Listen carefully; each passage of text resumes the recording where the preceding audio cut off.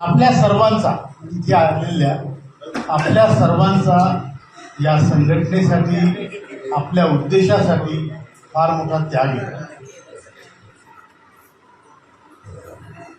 फार मोठा त्याग आहे.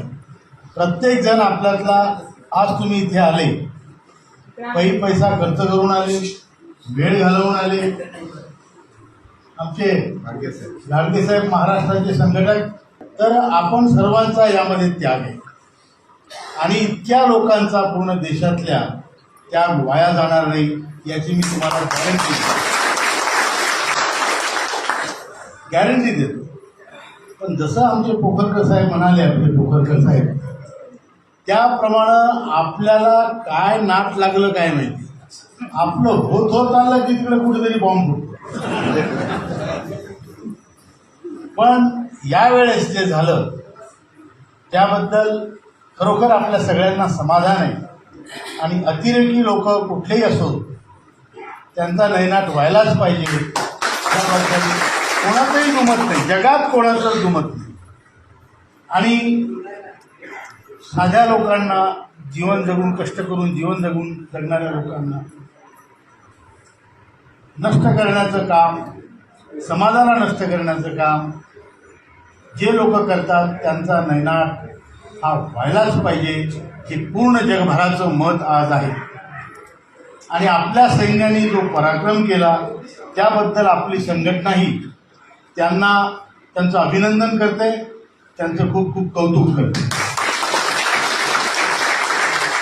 खरं म्हणजे मीही सैन्यात होतो, माझा मुलगा आणि सून पण आज सैन्यात आहे. आणि म्हणूनच नाही, ते एक भारतीय असण्याच्या नात्यानं आपण कुठले असो, कुठल्या जातीचे असो, कुठल्या धर्माचे असो, पण आपण सर्वप्रथम भारतीय, सर्वप्रथम भारतीय. आणि मग कुठली पूजा पद्धती आपली असेल ती आपण अंगीकारू शकतो, त्यात कोणाला काही ऑब्जेक्शन नाही. आता एका घरात, माझ्या घरात जर 5 मेंबर आहे, तर कोणी गजानन बाबाचा भक्त आहे, तर कोणी साईबाबाचा भक्त आहे, कोणी रामाचा भक्त आहे, तर कोणी कालीमातेचा भक्त आहे. काही प्रॉब्लेम नाही, एका ताटात जेवतो, एक स्वयंपाक बनतो. आपण कोणाची भक्ती करायची हा आपला पर्सनल विषय आहे, पण देश आपल्या सगळ्यांचा एक आहे. आणि तीच गोष्ट आपल्या संघटनेला लागू होती. आज पोखरकर साहेब साखर कारखान्यात होते, बारंबे साहेब इलेक्ट्रिक बोर्डात होते, आमचे नारखेडे साहेब पुढे बँकेत होते. प्रत्येकजण आपापल्या कुठल्या ना कुठल्या वेगळ्या क्षेत्रात काम करणार आहे, बरोबर आहे.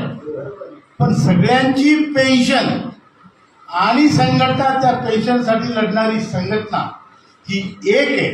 आणि आपण वेगवेगळ्या ठिकाणच्या डिपार्टमेंटवरून एका ठिकाणी जमून एक मागणी आपली रेटून धरतो, आपली मागणी मागतो, ही आपली एकता आहे. जसा देश तसेच आपण.